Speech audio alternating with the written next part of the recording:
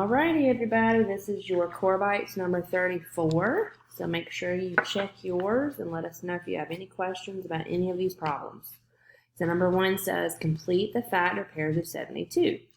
So what that means is you're trying to come up with numbers in order from smallest to greatest on this side that give you 72.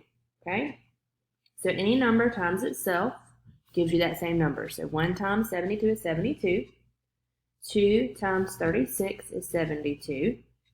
3 times 24 is 72. This is actually a typo.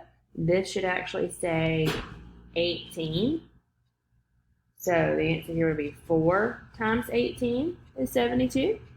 6 times 12 is 72. And 8 times 9 is 72. So what's interesting is as this side increases, this side decreases because the pieces on both sides, the numbers that you're multiplying together, the factors, they have to balance out to make that 72. Okay? For number 2, it says find the difference of 1,000 and 491. So you need to put the largest number on top. So that would be 1,000. Then you're subtracting 491. So make sure you line up the place values.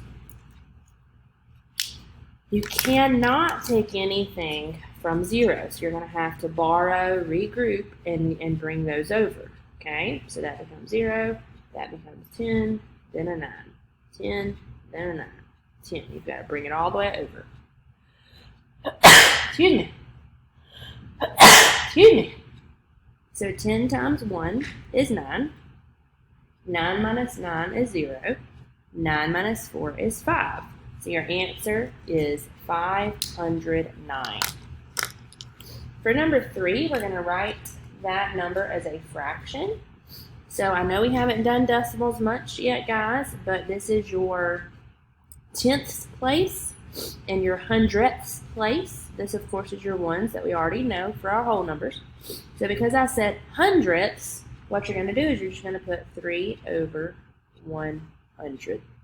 Okay? For number 4, it's asking about the angle. So with angles, anything that is right here, and it has that little box, that's a 90-degree angle.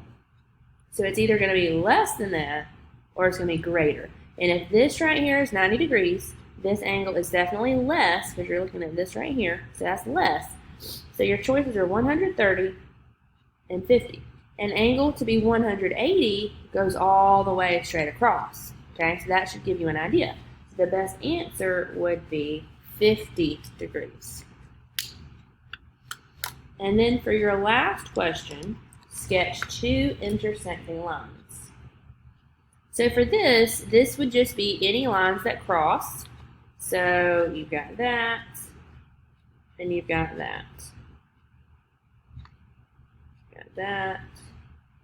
You've got that. They're very similar, right? You can do any angle you want as long as they are intersecting. Now, perpendicular would be like a plus sign. Parallel would be side by side, never touching, okay? So just remember, intersecting lines means they run over each other, pretty much like they're crossing the street, okay? So please check your answers.